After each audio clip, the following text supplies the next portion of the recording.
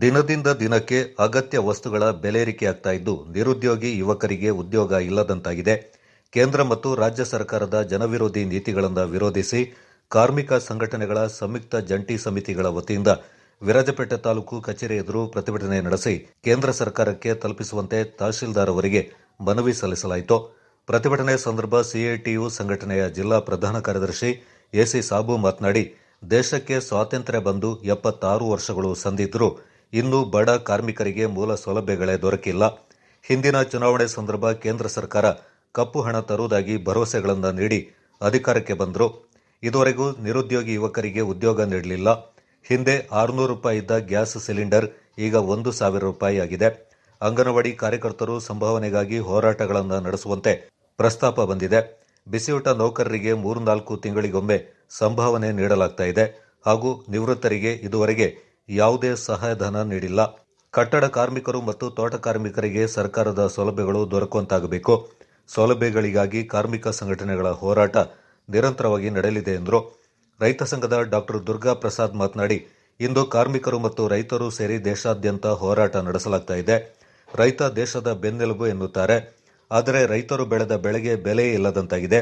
ಈ ಸಂದರ್ಭ ಕೇಂದ್ರ ಸರ್ಕಾರ ಇತ್ತ ಗಮನ ಹರಿಸಬೇಕಾಗಿದೆ ಎಂದರು. ಸಿಐಟಿಯು ಸಂಘಟನೆಯ ಜಿಲ್ಲಾ ಖಜಾಂಚಿ ಎನ್.ಡಿ. ಕುಟ್ಟಪ್ಪ ಮತ್ತಿತರ ಪ್ರಮುಖರು ಈ ಸಂದರ್ಭ ಪಾಲ್ಗೊಂಡಿದ್ದರು. ಪ್ರಧಾನ ಕಾರ್ಯದರ್ಶಿಯಾಗಿರ್ತಕ್ಕಂತಹ ಎಸಿ ಸಾಬೂರವರು ಇಂದು ನಮ್ಮೊಂದಿಗೆ ದೇಶಾದ್ಯಂತ ತಮ್ಮ ಬೇಡಿಕೆಗಳನ್ನು ಈಡೇರಿಸಲಿಕ್ಕೆ ಒತ್ತಾಯಿಸಿ ಅಗತ್ಯ ವಸ್ತುಗಳ ಬೆಲೆಯನ್ನ ಏರಿಕೆಯಿಸಲು ದುಡಿಯುವ ಜನರ ಅಂಗಳದವರು, ತೋಟ ಕಾರ್ಮಿಕರು ಸೇರಿ ಈ ದೇಶದ ದುಡಿಯುವ ವರ್ಗ, ಕಾರ್ಮಿಕರು, ರೈತರು ಇವತ್ತು ಬೀದಿಗೆ ಬಂದು ಹೋರಾಟ ಮಾಡಬೇಕಾದಂತ ಪರಿಸ್ಥಿತಿ ನಿರ್ಮಾಣ ಆಗಿದೆ. ಒಂದು ವಿಚಾರ ಅದರಲ್ಲಿ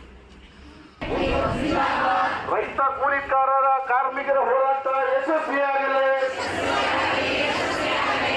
ರೈತ ಕೂಲಿ ಕಾರ್ಮಿಕರ ರಾಜ್ಯಾದ್ಯಂತ ನೋಡ ಎಷ್ಟು ಪ್ರೋಗ್ರಾಮಿಗೆ ಹೋದೆವು, ಬೆಂಗಳೂರಿಗೆ ಹೋದೆವು, ಮೈಸೂರಿಗೆ ಹೋದೆವು, ಅಲ್ಲಿ ಹೋದೆವು, ಇಲ್ಲೇ ಹೋದೆವು, ನಮ್ಮದು ಏನೂ ಆಗಲಿಲ್ಲ.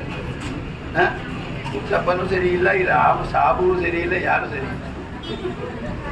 ನೋಡಿ, ರೈತರು 1 ವರ್ಷ ಕೂತರು.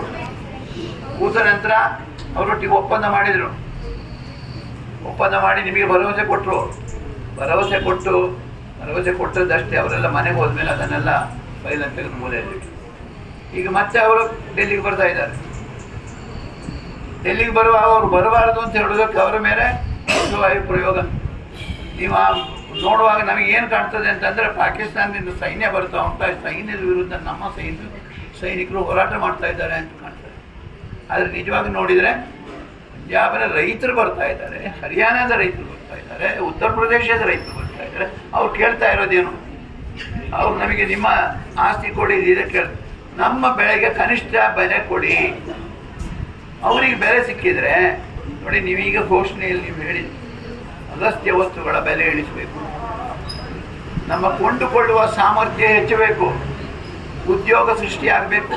ಇದೆಲ್ಲವೂ ಆಗಬೇಕಾದ್ರೆ ಈ ರೈತರಿಗೆ ನ್ಯಾಯವಾದ ಬೆಲೆ ಸಿಕ್ಕಬೇಕು. ಸಿಕ್ಕಿದರೆ ಎಲ್ಲ ಸಮಸ್ಯೆಯನ್ನು ಬಗೆಹರಿಸಲಿಕ್ಕೆ ಸಾಧ್ಯ. ಹೇಗೆ ಅಂತ ನನಗೆ ಇವತ್ತು ಸಮಯ ಆಗ್ತದೆ. ಸೊ ಇದು ಬೇಡಿಕೆ ಇದೆ. ಹಾಗೆ ನಮ್ಮ ದೇಶದ ಅವರನ್ನೇನು ಮಾಡ್ತಾ ಇದ್ದಾರೆ, ಈಗ ಅವ್ರ ಮೇಲೆ ಪ್ರಚಾರ ಮಾಡ್ತಾ ಇದ್ದಾರೆ.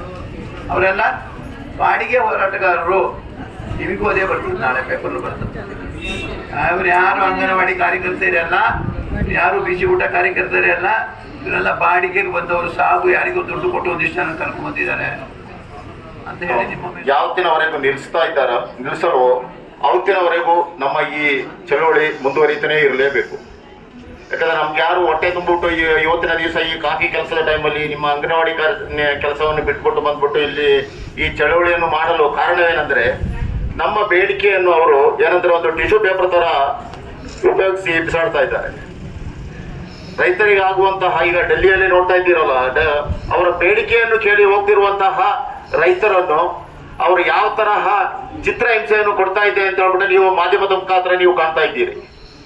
ಯಾವತ್ತಿನವರೆಗೆ ಈ ತರ ಕೇಂದ್ರ ಸರ್ಕಾರದ ರೈತ ವಿರೋಧ ಚಳವಳಿಯನ್ನು ನಿಲ್ಲಿಸಲ್ವೋ ಅವತ್ತಿನವರೆಗೂ ಸಹ ನಾವು ನಮ್ಮ ಈ ಹೋರಾಟವನ್ನು ನಿಲ್ಲಿಸಲ್ಲ ಎಂದು ಕೇಂದ್ರ ಸರ್ಕಾರಕ್ಕೆ ಒಂದು ಎಚ್ಚರಿಕೆಯನ್ನು ನಾವು ಕೊಡ್ತಾ ಇದ್ದೀವಿ. ದಿನದಿಂದ ದಿನಕ್ಕೆ ಏರುತ್ತಿರುವಂತಹ ಬೆಲೆಗಳು, ಬಡ ಕಾರ್ಮಿಕರಿಗೆ ಒಂದು ದಿನದ ಊಟ ಮಾಡಲು ಅಂಗಡಿಯಲ್ಲಿ ಹೋಗಿ ಒಂದು ಬೇಳೆಯನ್ನು ತೆಗೆದರೂ ಸಹ ನಮ್ಮ ಕೂಲಿಯಿಂದ ಅದನ್ನು ಕೊಟ್ಟುಬಿಟ್ಟು ಅವರಿಗೆ ಒಂದು ನೆಮ್ಮದಿಯ ಒಂದು ಜೀವನವನ್ನು ಮಾಡಲು ಸಾಧ್ಯವಾಗ್ತಾ ಇಲ್ಲ. ನಮ್ಮ ಕಾಫಿ ಕೃಷಿಯಲ್ಲಿ ಆಗಲಿ ಬೆಂಬಲ ಬೆಲೆಯನ್ನು ಘೋಷಿಸಲು ನಾವು ಅವರ ಹತ್ರ ಕೇಳ್ತಾ ಇದ್ದೇವೆ. ಅದೇ ತರ ನಮಗೆ ರೈತರಿಗೆ ಆಗುವಂತಹ ಶೋಷಣೆಗಳು, ಈ ವನ್ಯ ಪ್ರಾಣಿಗಳ ತಲೆ ಸರಿ ಇಲ್ಲ, ಅವರಿಗೆ ಬೇರೆ ಕೆಲಸ ಇಲ್ಲ, ಸುಮ್ಮನೆ ಇಲ್ಲಿ ಒಂದು ನಮಗೆ ಡಿಸ್ಟರ್ಬ್ ಮಾಡೋದು ಅದೆಲ್ಲ ಹೇಳಲಿಕ್ಕೆ ಸಾಧ್ಯ ಉಂಟು. ಅಂದರೆ ನಾನು ಅವರಿಗೆ ಒಂದೇ ಮಾತಲ್ಲಿ ಕೇಳೋದು, ನೋಡಿ ನಮ್ಮ ದೇಶದ ಒಳಗಡೆ ಯಾರಿಗಾದ್ರೂ ಏನಾದ್ರೂ ಒಂದು ನ್ಯಾಯ ಸಿಕ್ಕಿದ್ರೆ ಅದು ಯೂನಿಯನ್ ಮುಖಾಂತರ, ಯೂನಿಯನ್ ಹೇಳಿದ್ರೆ ಒಗ್ಗಟ್ಟು ಮುಖಾಂತರನೇ ಸಿಕ್ಕಿದ್ದು. ನೋಡಿ, ಅಸಂಘಟಿತ ವಲಯದಲ್ಲಿ ಕೆಲಸ ಮಾಡುವಂತ ಅಂಗನವಾಡಿಯವರಾಗಲಿ, ಬಿಸಿ ಊಟದವರಾಗಲಿ, ಬೇರೆ ಬೇರೆ ವಿಭಾಗದಲ್ಲಿ ಕೆಲಸ ಮಾಡುವಂತ ಅಸಂಘಟಿತ ಕಾರ್ಮಿಕರು ಇವತ್ತು ಅಸಂಘಟಿತ ವಲಯದಲ್ಲಿ ಅವರಿಗೆ ಒಂದೊಂದು ತೊಂದರೆಗಳೇನಿದೆ ಅದಲ್ಲ ಈಗ ಪರ್ಮನೆಂಟ್ ಆಗಬೇಕು. ಅಂಗನವಾಡಿ ಕಾರ್ಯಕರ್ತರು ಅಂತ ಹೇಳಿದ್ರೆ ಕಳೆದ ವರ್ಷ ನೀವು 9 ದಿನ 10 ದಿನ ಏನೋ ಬೆಂಗಳೂರಲ್ಲಿ ಅಹೋರಾತ್ರಿ ಸ್ಟ್ರೈಕ್ ಮಾಡಿ